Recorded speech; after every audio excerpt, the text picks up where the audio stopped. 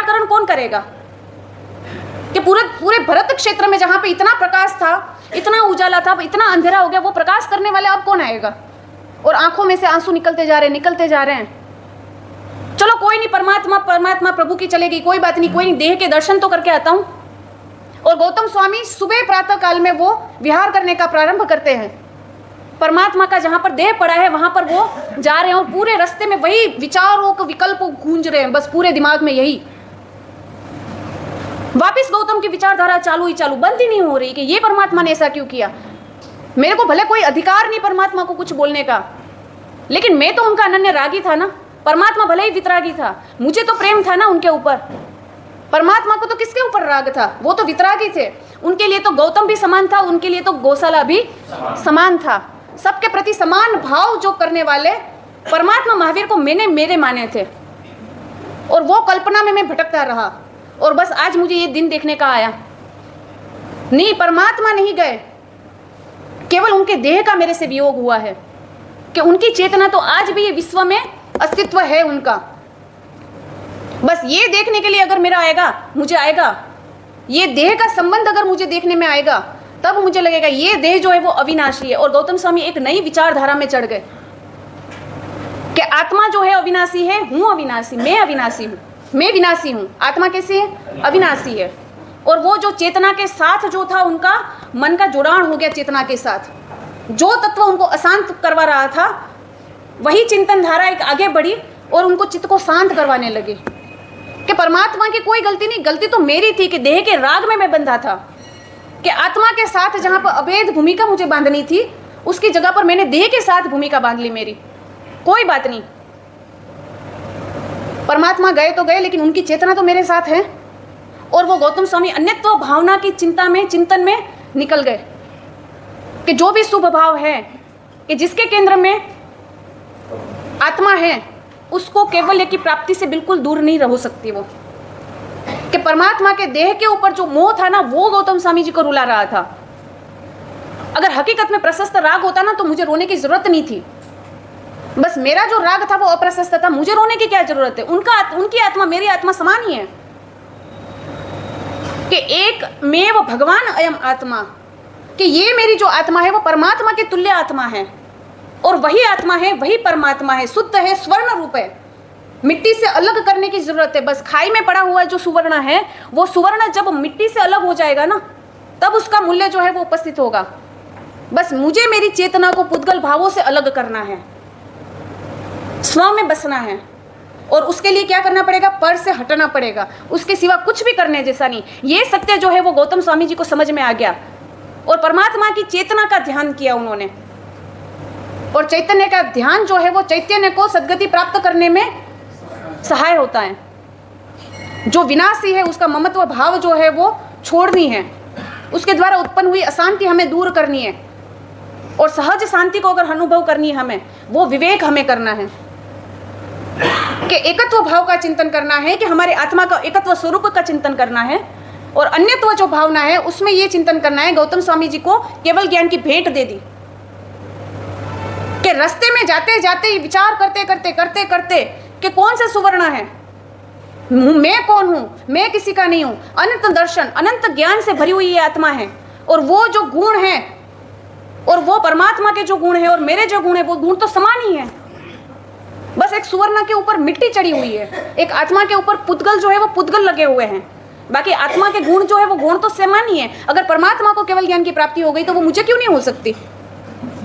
बस उससे ऊपर उठना है। मैंने गलती करी है बस।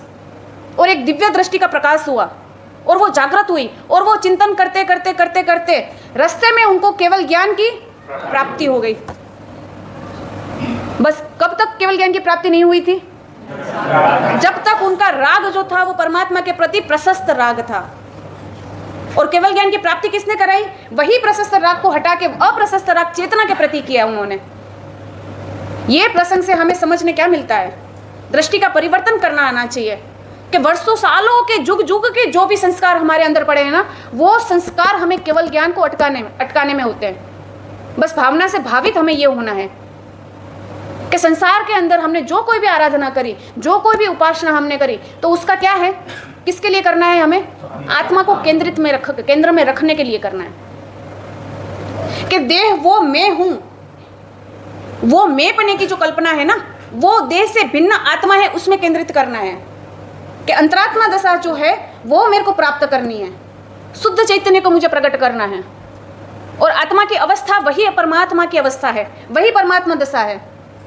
बस वहां पे हमें मोड़ लेना है और उससे ऊपर उठना है कि वो जो हमें ये दशा में जब स्थिर होंगे, वो दशा में जब हमारा चिंतन होगा ना, तब हमको परमात्मा दशा को प्राप्त करने से सहायभूत लगेगा। क्या लग रहा है, कितना दूर है मोक्ष? अब बोलो कहाँ जाना है?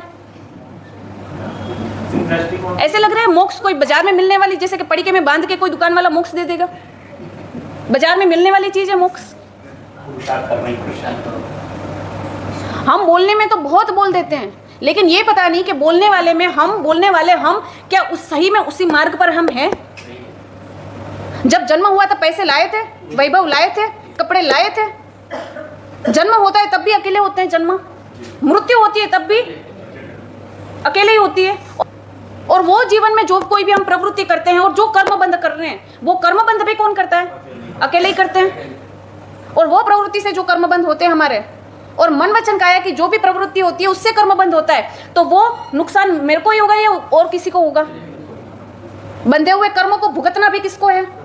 अकेले। कहाँ पे एकत्व नहीं है? जन्म से एकत्व शुरू होता है, जन्मे तब अकेले, मृत्यु होगा तब अकेले, कर्म बंद होगा तब हम अकेले करेंगे, कर्मों को भुगतने की बारी आएगी तब भी हम अकेले होंगे।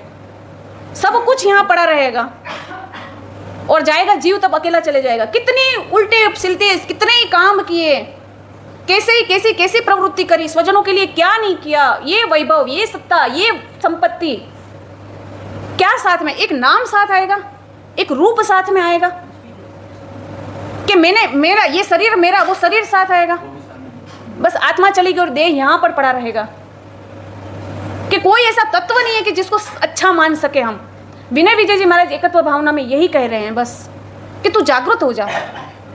जब तक वैराग्य प्रकट नहीं होता, जब तक दीक्षा उदय में नहीं आ रही, तो कोई बात नहीं, व्यवहार के जो क्षेत्र में, जो सांसारिक क्षेत्र में जो भी आपको कार्य करने हैं वो करो। बस शास्त्रकार भगवंत एक ही बात करते हैं कि जो आसक्ति पर पदार्थ और पर व्यक्ति में लगाई ना, वो अलग कर दो बस।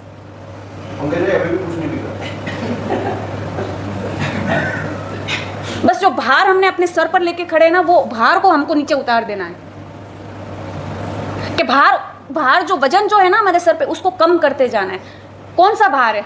एक ममत्व का जो भार है उसको कम करना है। और वो भार को कम करने के लिए क्या करना पड़ेगा? अन्यत्व भावना का चिंतन हमेशा साथ में। जहां पे तीव्र आसक्ति लगी कि कोई पदार्थ इतना अच्छा लग गया, बस वहीं पर विचार करना है, ये क्या पदार्थ मेरा है? ये क्या पदार्थ मेरे साथ आएगा? जो मेरे साथ आएगा वो मेरा है, जो मेरे साथ आएगा नहीं वो मेरा नहीं है। क्या आने वाला है आपके साथ? आज आप यहाँ से ट्रेन में गए मुंबई, आपके वहाँ पे स्वजन कोई मुंबई रहते हैं, आप कोई प्रसंग पर मुंबई गए और वहाँ पर कहेगा बेटा आ गया तू? बोले कि बहुत लंबे समय के बाद आया। कौन कौन आया? आप क्या कहोगे? मैं अकेला आया। आपके साथ कौन आया? बोले कि नहीं कोई साथ में नहीं आया, मैं अकेला आया। कि मैं कोई साथ में नहीं आया, तो क्या आप अकेले गए? ट्रेन में कोई साथ में नहीं था क्या आपके? जो ट्रेन में आप दिल्ली से बैठे हुए हो मुंबई जाने के लिए, मुंबई सेंट्रल, बॉम्बे सेंट्रल पर आप उतरे, वहां पर कितने पैसेंजर थे? कितनी बोगी थी? साथ में होने के बाद आप क्या बोलते हो कि वो बोगी में आपके साथ में जो पैसेंजर बैठे थे टाइम पास करने के लिए उनसे बातें नहीं करी थी क्या? आपने टाइम पास करने के लिए उनके साथ ताश भी नहीं खेले होंगे क्या? बातें नहीं करी होंगी क्या?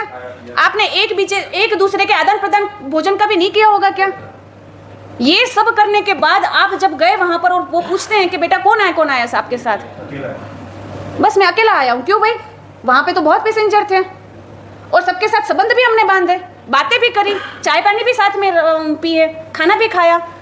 आपने वो आपका कार्ड उसको दिया, उसने का कार्ड आपने लिया, नंबर दिए, वो सब। लेकिन फिर भी स्टेशन आने के बाद और वहां पर उतर गए, वो उसके स्टेशन पे उतर गया। और फिर जब हम घर जाते हैं और फिर पूछते हैं तो फिर हमारा जवाब यही रहता है कि मैं अकेला आया हूँ, कोई नहीं आया। कि यह सत्य है? बोले हाँ सत्य है।